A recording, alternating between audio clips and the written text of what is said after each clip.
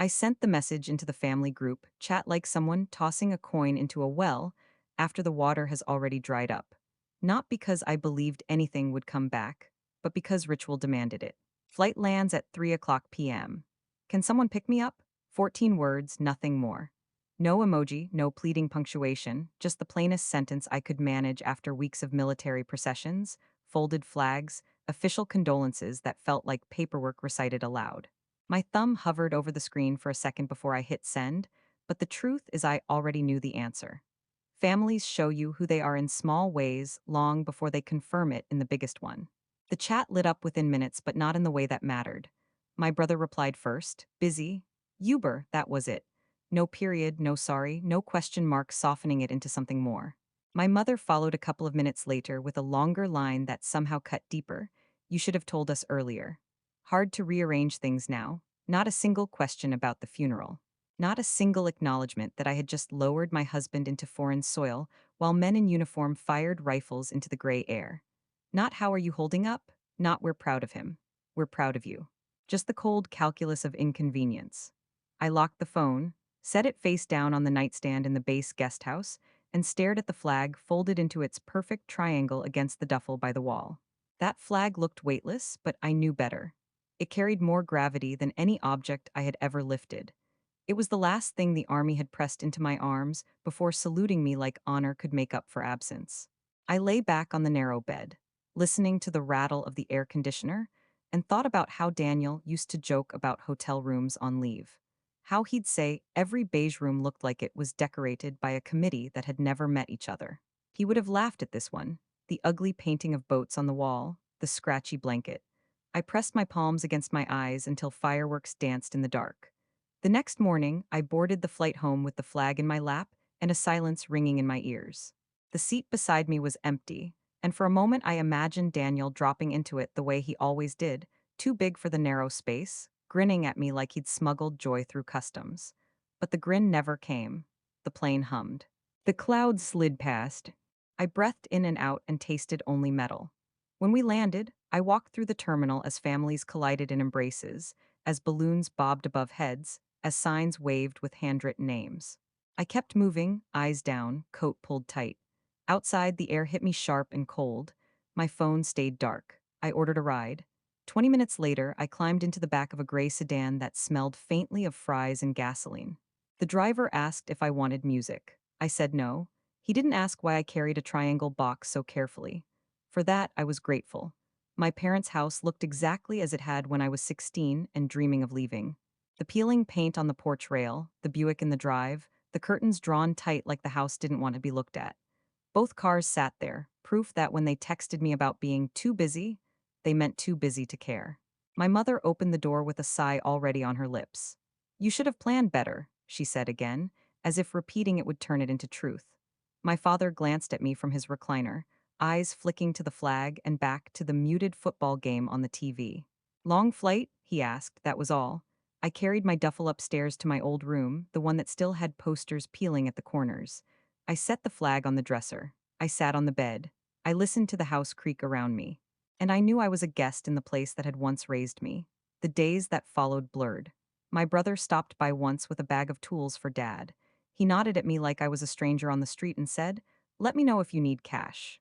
My mother cooked dinner but didn't ask me to sit at the table. My father kept watching the news on mute. The silence was worse than shouting would have been. At least shouting means you care enough to make noise. After 4 days, I packed again. I told them I was moving into a rental downtown. My mother just said, all right. No questions about where or why. No offers to help. I called a cab and carried my things back out the door without a single hand reaching to stop me. The basement apartment I found was small and damp, but it was mine. The landlord was an older woman who lived upstairs and scolded the neighbor kid for skateboarding too loud. I unpacked slowly, lining Daniel's coffee mugs on the counter, smoothing the flag onto the dresser. At night, the silence pressed close. Some nights I couldn't stop crying. Other nights I couldn't cry at all and hated myself more for that. One afternoon, walking past the community center, I saw a flyer taped crooked to the door. Military Spouse Support Group, Thursdays, 7 p.m. The words hooked me like a hand on my sleeve. I almost kept walking. Instead, I went in. There were 8 of us in a circle of metal chairs. We introduced ourselves, said our names and our losses. When it was my turn, I said Daniel's name. I said convoy accident. My voice didn't break, which felt like betrayal. No one flinched, they just nodded like they had already been where I was. After the meeting, a woman named Clara touched my arm lightly and said, "It's not just you." 3 words, but they cracked something inside me. I went back the next week, and the week after, the group became oxygen. We laughed sometimes, we cried others. We traded stories that didn't have neat endings. Clara and I started texting. She told me her husband had been gone 5 years, and people still introduced her as widow before anything else. She said they think calling me strong is a compliment, but it feels like homework. I told her about my family's silence. She said, "Mine too."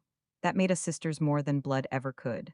One afternoon outside the transit station, I noticed a woman sitting alone on a bench, clutching a bouquet still wrapped in cellophane, looking like she didn't know how to stand up anymore.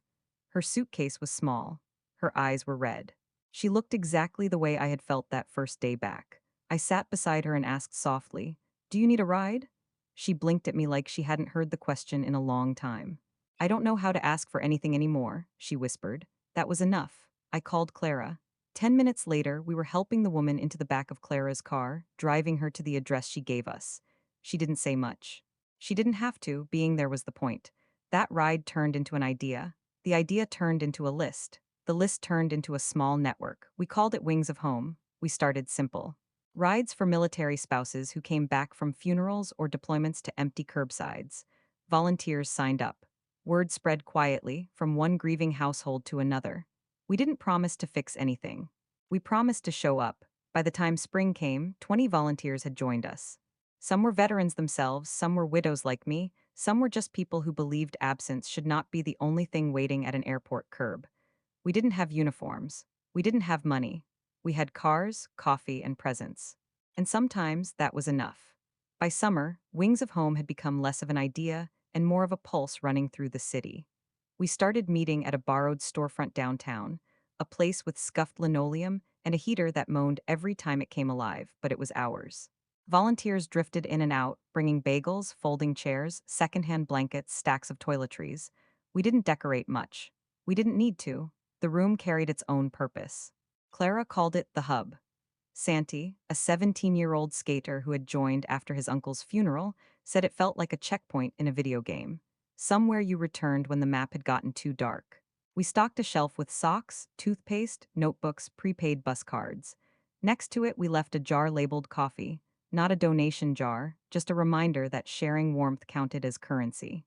People started writing us letters. Some slid under the door, some arrived by mail. One was from a man who signed it only, a civilian dad.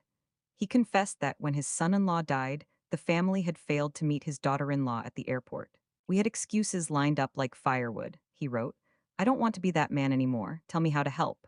I called him back and said, "Bring groceries, don't announce them, and sit in the kitchen while she puts them away." He started showing up at the hub every Friday with a grocery bag for whoever needed it most. My own family stayed silent. My mother never asked about the group. My brother never offered a word.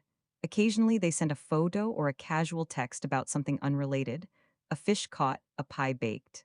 I answered politely but without invitation. I had stopped hoping for apologies. Presence was the only language I accepted now, and they hadn't learned it. Meanwhile, the hub breathed. One Thursday, a woman staggered in straight from the airport, suitcase dragging, mascara streaked. She dropped to her knees and screamed, a sound that rattled the radiator pipes. We didn't hush her. We didn't pull her up. We just sat around her until the scream softened into hiccuping sobs. Clara handed her water. Santi quietly wheeled his board back outside to give her more space. No one said be strong. No one said time heals. We said, "You're safe here." That was all. We weren't saints. We got tired. We burned out. Some days the grief piled too high and we had to step outside to breathe. I remember once standing in the alley behind the hub, crying against the brick wall because a widow had told me she couldn't remember the smell of her husband's hair anymore, and I realized I couldn't remember Daniel's laugh without playing a video. Clara found me there, put her shoulder against mine, and said nothing. That was enough. In August, we hosted a gear swap. People brought in extra coffee makers, spare blankets, unopened shampoo. Within an hour, everything was gone, redistributed to those who needed it more. A florist sent us leftover bouquets. A diner down the street dropped off soup once a week. The pawn shop owner next door refused rent 1 month. gruffly saying, "You're doing God's admin." Letters kept coming. One addressed me as the woman with the triangle. The writer said he had seen me carrying the folded flag into my apartment. "My wife was Army," he wrote. "When she died, I smoked again just to have something to do with my hands. Your little hub looks like an ashtray for grief. I mean that in the best way. A place to tap out the ash and go on." He signed it Tom, who doesn't smoke anymore. I taped the letter to the wall above the coffee jar. Not everyone understood. Some thought we were wallowing. Some asked why we didn't move on. I stopped wasting breath on answers. Anyone who sat in our circle knew the truth. Grief isn't a problem to be solved. It's a country you learn to live in. We were just building neighborhoods so no one had to wander it alone. One evening, my mother appeared at the hub. She carried a box of photo albums, set it on the counter, and said, "You should have these." She didn't meet my eyes. Inside the top album was a sticky note in her handwriting. He liked mustard on everything. I think of him every time. My throat closed. I nodded at the box. "Thank you," I said, nothing more. When she left, she brushed past Santi, who held the door. He told her, "Have a good one," and she answered softly, "I'm trying." That was the first honest thing she'd said to me in months. Later that night, alone in the hub, I found a folded note tucked inside one of the albums. It read, "We didn't come to the airport. I'm not asking forgiveness. I'm asking where to start walking from here." I slid the note into a drawer. I wasn't ready to answer. By the time winter came, Wings of Home had given more than 100 rides. We had delivered meals, filled out paperwork, sat in living rooms where silence weighed more than furniture. We didn't wear uniforms. We didn't advertise. But the city knew. People started saying, "Call them, they'll come." I dreamed of Daniel often. Once I saw him standing in the hub, boots muddy, grinning that lopsided grin, telling me, "You built the next thing." I woke up crying, but the tears felt like water breaking ground, not drowning. Christmas came. My family texted a group photo in matching sweaters. I didn't reply. Instead, I sat at the hub with Clara, Santi, and three widows who had nowhere else to be. We ate Trevor's legendary chili and laughed so hard over a story about Daniel duct taping a radio antenna to a broomstick that I almost forgot it was supposed to be a sad night. January was brutal. Snow piled against the storefront. The heater gave out twice. Still, people came. One day, a teenage girl paced the room, refusing to sit. "I don't need anything," she said, circling. I slid a bowl of pretzels toward her. She ignored it, then ate three in a row. Sometimes trust looks exactly like pretzels disappearing. In February, my father visited. He stood awkwardly, touching the back of the couch. "Sturdy," he muttered. After a long silence, he said, "You always were stubborn." I almost laughed. For him, it was a love letter. Before he left, he added, "Tell your friends they can park in our driveway if they need." It wasn't an apology, but it was a crack in the wall. Spring returned. Flowers broke through the sidewalks, so did we. The hub held a gift-free gathering every Thursday. Soup, bread, no presents, just presents. The sign on the door said, "You don't owe us a good story to be helped." That became our creed. By the second anniversary of Daniel's death, Wings of Home had spread to two other cities. Volunteers sent photos from airports holding handmade signs. "You're not alone." I kept them pinned to a board behind the counter. Every time I looked, I thought about that first text I'd sent into the family chat, 14 words that landed like stones in cold water. "Flight lands at 3 o'clock p.m. Can someone pick me up?" Two replies, both colder than silence. Those replies had nearly broken me, but they also lit the match that started everything. One night, I stood in the hub alone, stacking care kits. The city outside buzzed. The flag sat folded on the shelf, watching like a stern guardian. I realized I hadn't checked the family group chat in months. I didn't need to. My family was already here. Clara with her steady presence, Santi with his chalk marker signs, the widows and parents and kids who walked through the door and left less alone. I thought about Daniel's last letter. In it, he had written, "If something ever happens to me, don't let silence win." And I hadn't. I turned off the lights, locked the hub, and stepped into the night. The air was cool, the streets alive. For the first time since the funeral, I didn't feel like I was walking home to nothing. I was walking home to everything we had built from the absence. I walked home beneath the streetlights, listening to the hum of the city like it was a choir no one had rehearsed for but everyone knew by heart. The sidewalks glistened from a recent rain. Passing cars hissed on wet asphalt. For the first time in months, I didn't feel like a shadow in my own story. I felt like a person with weight, with direction, with a destination that wasn't just survival.